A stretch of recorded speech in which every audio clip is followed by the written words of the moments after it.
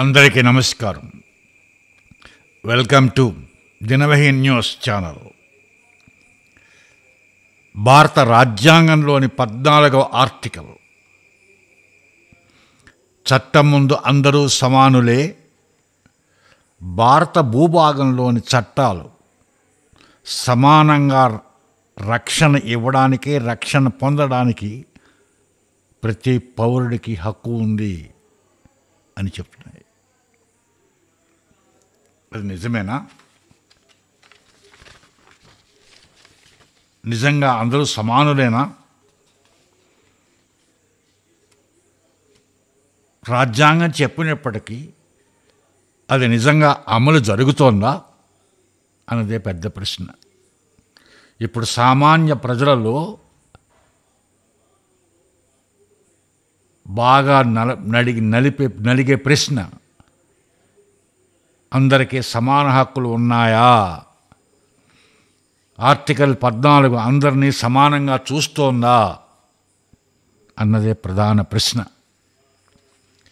ఈ ప్రశ్నకి జవాబు ఎక్కడ దొరుకుతుంది, ఎప్పుడు దొరుకుతుంది అన్నది ప్రజలు ఆతృతగా ఎదురు చూస్తున్నారు. ఎందుకంటే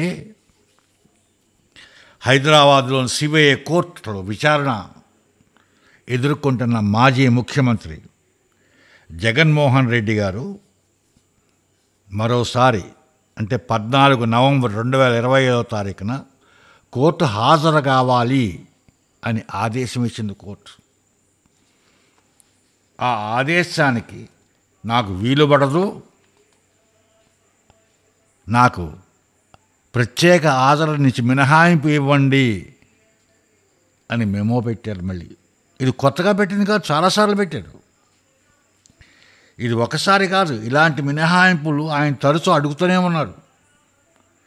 దగ్గర 3600 వాయిదాలకు ఆయన అటెండ్ అవ్వలేదు. అన్నిటికీ ఇలా మెమోస్ సబ్మిట్ చేస్తూనే ఉన్నాడు. కోర్టులు ఎగ్జామ్షన్ ఇస్తూనే ఉన్నాయి. కారణం, ఆయన ముఖ్యమంత్రి హోదాలో ఉన్నట్ట, అప్పుడు ప్రజలకు సేవ చేసి దాంట్లో మునిగిపోయి ఉన్నట్ట, అంచే సమయం లేదుట. ఆయన కోర్టుకి అటెండ్ అయినప్పుడల్లా లక్షలాది రూపాయలు ఖర్చు అవుతాయిట ఆయనకి రక్షణ ఇవ్వడానికి. అంచేత మెమో పెట్టాడు.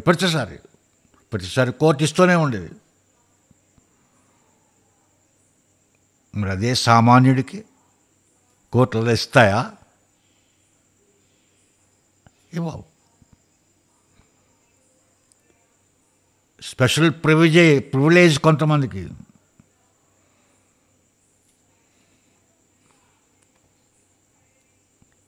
ఇది న్యాయమా? ఇది స్పెషల్ ప్రివిలేజా అని ప్రశ్న అడుగుతున్నారు. ఎస్, అనుమానం ఉంది ప్రజలకి. ఎన్నిసార్లు? ఒక్కసారి, 2 సార్లు, 3 సార్లు కాదు, వేల కొద్దీ కోర్టులు ఎలా మినహాయింపులు ఇస్తాయి హాజరు కాకుండా ఉండడానికి భగవంతుడికే తెలియాలి. జగన్మోహన్ రెడ్డి గారిపై ఉన్న కేసులు చిన్న కేసులు కాదు ఇవి. డిస్ప్రపోర్షనేట్ ఆఫ్ అసెట్స్, అవినీతి, అధికార దుర్వినియోగం కేసులు. ఇవే కేసులు సుప్రీంకోర్టులో విచారణకు వచ్చిన సమయంలో సుప్రీంకోర్టు న్యాయమూర్తులు కామెంట్స్ చేశారు. కామెంట్స్ ఏంటివి? ఇటువంటి నేరస్తులు ఆర్థిక ఉగ్రవాదులు, తీవ్రవాదులు అని. మరి అటువంటి ఆర్థిక ఉగ్రవాదులతో పోల్చిన వాళ్ళకి, ఆర్థిక తీవ్రవాదులతో పోల్చిన వాళ్ళకి కోర్టులు హాజరవ్వకుండా, వ్యక్తిగత హాజరు లేకుండా మినహాయింపులు ఇస్తారా? ఇవ్వచ్చా? ఈ కేసులు గత 12 సంవత్సరాల పైనుంచి నడుస్తున్నాయి. అదో 11 సిబిఐ కేసులు, ఒక 7-8 ఎన్ఫోర్స్మెంట్ డైరెక్టరేట్ కేసులు, మొత్తం ఆల్టుగెదర్ 18 or 19 కేసెస్ ఉన్నాయి. ఈ కన్నీ 12 సంవత్సరాలు బట్టి నడుస్తూనే ఉన్నాయి. ఇంతవరకు కొన్నిట్లో ఛార్జ్ షీటే లేదు అసలు. సాధ్యం అవుతుంది మిగిలిన వాళ్ళ విషయంలో? మిగిలిన సామాన్య పౌరుల విషయంలో ఇది సాధ్యమేనా? అన్ని సంవత్సరాలు ఉండడం, ఛార్జ్ షీటే లేకుండా ఉండడం, పైగా ప్రజాసేవలో బిజీగా ఉన్నారట ఆయన. పైగా ఇంకోటి, ప్రభుత్వానికి ఆయన ఆ కోర్టుకి అటెండ్ అవ్వాలంటే లక్షలాది రూపాయలు ఖర్చు అవుతుంది. దీంట్లో ఖర్చు అవ్వడం ఏంటి? ఆయన ప్రభుత్వం ఎందుకు ఖర్చు పెట్టాలి? ఈ కేసులు ఆయన అధికారంలో ఉన్నప్పుడు జరిగినవి కాదేవి, ఆయన అధికారం లేనప్పుడు జరిగిన కేసులు ఇవి. మరి ప్రభుత్వం ఎందుకు ఖర్చు పెట్టాలి? ఆయనకు రక్షణ కావాలంటే ఆయన పెట్టుకోవాలి ఖర్చు. ప్రభుత్వం ఎందుకు ఖర్చు పెట్టాలి? పైగా ఆయన కేసులు కూడా ప్రభుత్వ యొక్క లాయర్లు కూడా ఫీజు ఇవ్వడం. ఎక్కడిది న్యాయం? ఎక్కడ? ఆయన సొంత కేసులు ఏంటి? ప్రభుత్వం డబ్బులు ఖర్చు పెట్టడం ఏంటి రక్షణకి? ఆయన సొంత కేసులు ఏంటి? ప్రభుత్వం ప్లీడర్లకి లాయర్స్కి ఖర్చు పెట్టడం ఏంటి? ఇది ఎక్కడ న్యాయం?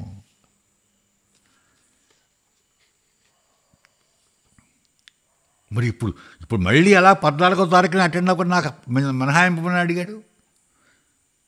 ఇప్పుడు ముఖ్యమంత్రి హోదాలో లేడు ఆయన, మాజీ ముఖ్యమంత్రి హోదాలో ఉన్నాడు, మామూలు ఎమ్మెల్యే.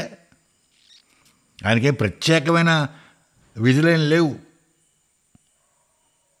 మళ్ళీ అడుగుతున్నాడు, మళ్ళీ నా రక్షణకు ప్రత్యేకమైన ట్రాఫిక్ బంద్ అయిపోతుంది, లక్షలాది రూపాయల ఖర్చులు అయిపోతాయి. మీరు ఖచ్చితంగా రమ్మని చెప్పారు కదా, మళ్ళీ రమ్మంటే రావడం ఏంటి? మళ్ళీ చెప్పాలి, రెండోసారి చెప్పాలా మళ్ళీ కోర్టు? నువ్వు 14వ తారీఖున అటెండ్ అవ్వమని చెప్పి నోటీస్ ఇచ్చారు మొట్టమొదటి. మళ్ళీ మీరు ఖచ్చితంగా రమ్మంటే వస్తాను ఏంటది? లేకపోతే జూమ్లో అటెండ్ అవ్వమంటే అటెండ్ అవుతాను అంటే నువ్వు చెప్తావా ఎలా అటెండ్ అయ్యేది కోర్టుకి? కోర్టు చెప్పినట్టు నువ్వు అటెండ్ అవ్వాలా, లేకపోతే నువ్వు చెప్పినట్టు కోర్టు ఒప్పుకోవాలా? అర్థం కావట్లేదు. ఒక సామాన్య పౌరుడు ఈ ప్రశ్నలు కోర్టుకు వేయగలడా? అదే సామాన్య పౌరుడు ఇటువంటి ప్రశ్నలు అడిగితే court non bailable warrant issue చేస్తాయి. ఒక చిన్న ఉద్యోగి లేదా చిన్న రైతు లేదా చిన్న వ్యాపారస్తుడు ఎవరన్నా కోర్టుకు ఒక రోజు 2 రోజులు అటెండ్ అవ్వకపోతే కారణం ఏ కారణం చేత అటెండ్ అవ్వకపోతే ఇమ్మీడియట్గా నాన్ బెయిలబుల్ వారెంట్, పోలీసులు ఇంటికి వచ్చేస్తారు వారెంట్ పట్టుకుని.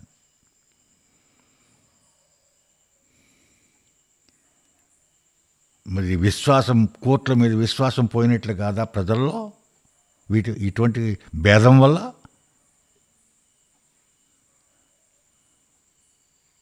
చట్టం అందరికీ ఒకటే అంటే ఎలాగా? మరి ఎలా చెప్పగలం చట్టం అందరికీ ఒకటే అని? పెద్ద నాయకులకు ఒకలాగా, వాళ్ళకి భద్రతా కారణాలు, ప్రజా సేవా బాధ్యతలు అనే పేరుతో సడలింపులు ఇచ్చేస్తారు. తప్పని అంటలేదు నేను, ఇవ్వచ్చు, కానీ సమతుల్యత ఉండాలి. ఎన్నిసార్లు ఇస్తావు? ఎన్నిసార్లు నువ్వు ఎగ్జామ్షన్ ఇస్తావు? వేల కొద్ది ఎగ్జామ్షన్ ఇస్తారా మీరు? ఇవ్వచ్చా? ఒక్కసారి, 2 సార్లు, 3 సార్లు, 10 సార్లు, 100 సార్లు, వేల సార్లు ఇచ్చారు. ఎలా ఇస్తారు వేల సార్లు? పైగా మళ్ళీ ఇప్పుడు ముఖ్యమంత్రి హోదా లేకపోయినప్పుడు మళ్ళీ మేమో ఇచ్చాడు. ఇంచేత అలవాటు పడిపోయాడేనా? కోర్టులు కూడా అలవాటు పడిపోయాయి. ఆయన అడగడం వీళ్ళు ఇచ్చేయడం, ఆయన అడగడం వీళ్ళు ఇచ్చేయడం. ప్రతిసారి ప్రతి కేసులో మినహాయింపు ఇవ్వడం అది న్యాయ వ్యవస్థ యొక్క విశ్వసనీయత మీద ప్రశ్న కాదా?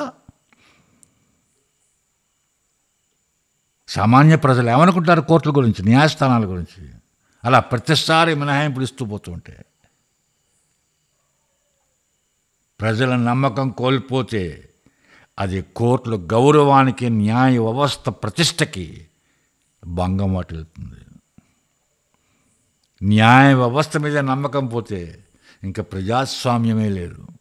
ఇప్పుడు ప్రజాస్వామ్యం నిలబడి ఉంది అంటే ప్రజల న్యాయ వ్యవస్థ మీద నమ్మకం చూపుతున్నారు కాబట్టి ప్రజాస్వామ్యం ఇంకా నిలబడి ఉంది. అదే సామాన్య పౌరుని ఖచ్చితంగా మీరు కోర్టుకు హాజరు కావాలని ఆదేశిస్తాయి. ఇక్కడ ఆదేశాలు ఉండట్లేదు. ఇచ్చిన వీళ్ళు నాయకులు, ప్రజానాయకులు, వాళ్ళకి ఖచ్చితమైన ఆదేశాలు ఉంటే మీరు హాజరు కావాలి అది మన తప్పకుండా హాజరు కావాలంటారు.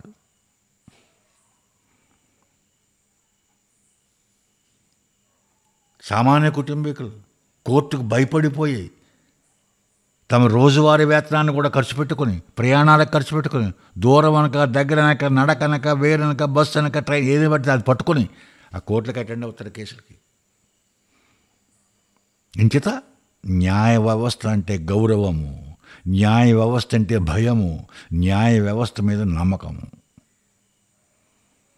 మరి నాయకులు, ప్రజానాయకులు ఇప్పుడు ఎలా తయారైన వ్యవస్థ అంటే న్యాయ వ్యవస్థను కూడా రాజకీయ నాయకులు నిర్దేశించే సమయం వచ్చిందా, ఆధిపత్యం చెలాయించే పరిస్థితి వచ్చిందా అనే అనుమానం కలుగుతుంది. నిజమో కాదు మాకు తెలియదు, కానీ అనుమానం కలుగుతుంది మాకు. న్యాయ వ్యవస్థలో సమానత్వం లేకుంటే ప్రజాస్వామ్యం బలహీనమవుతుంది. చట్టం ముందు అందరూ సమానులే, అది ఒక మాట కాదు, అది ప్రజాస్వామ్యానికే పునాది.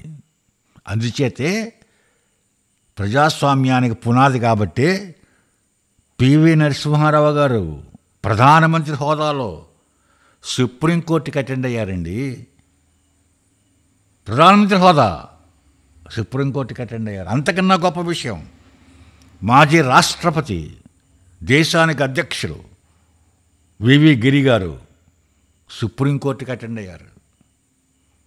వాళ్ళకన్నా గొప్పవాళ్ళ ఈయన? వాళ్ళకన్నా గొప్ప పదవిలో ఉన్నారా ఈయన?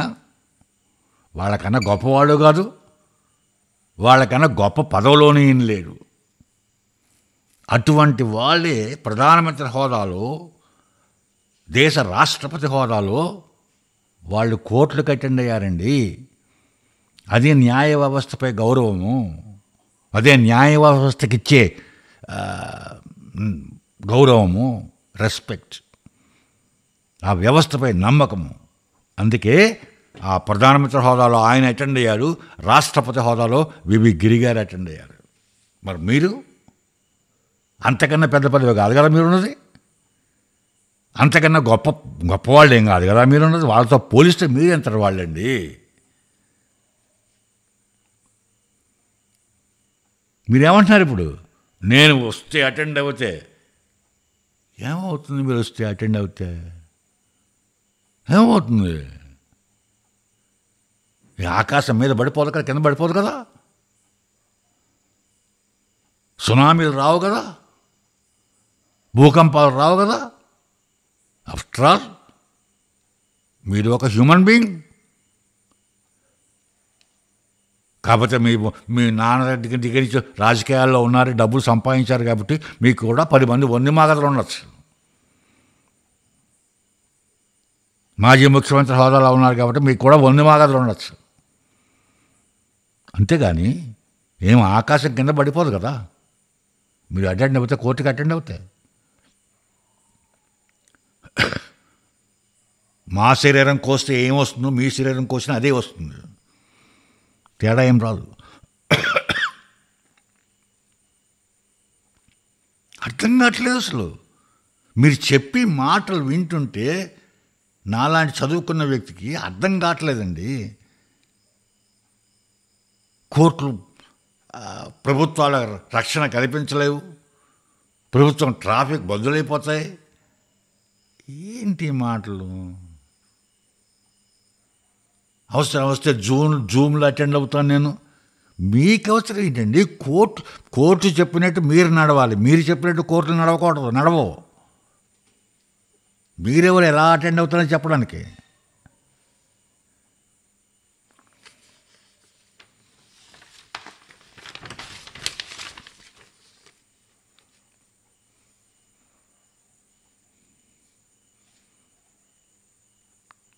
పెద్ద నాయకులకు మినహాయింపులు ఇవ్వడం తాత్కాలికంగా సౌలభ్యమే, కానీ దీర్ఘకాలంలో న్యాయ విశ్వాసానికే ప్రమాదం ఏర్పడుతుంది.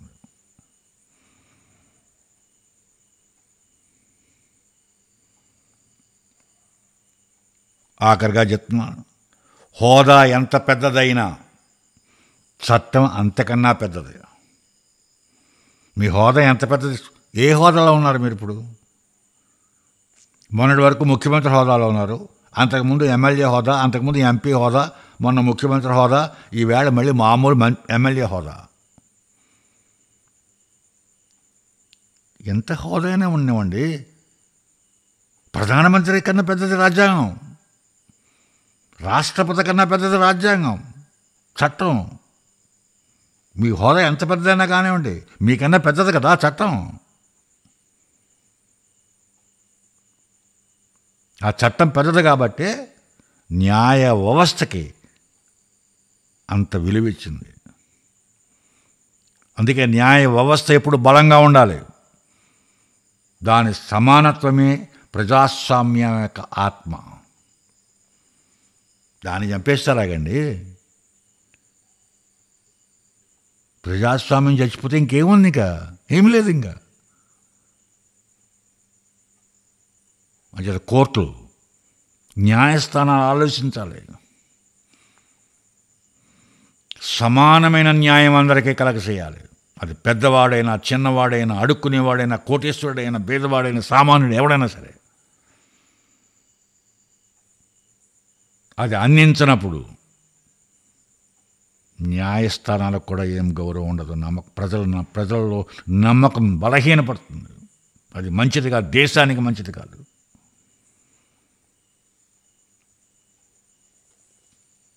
ఇక దయచేసి న్యాయస్థానాలు సక్రమంగా సరైన పద్ధతిలో నిర్ణయాలు తీసుకుని ఆర్థిక ఉగ్రవాదుల్ని క్షమించకూడదు,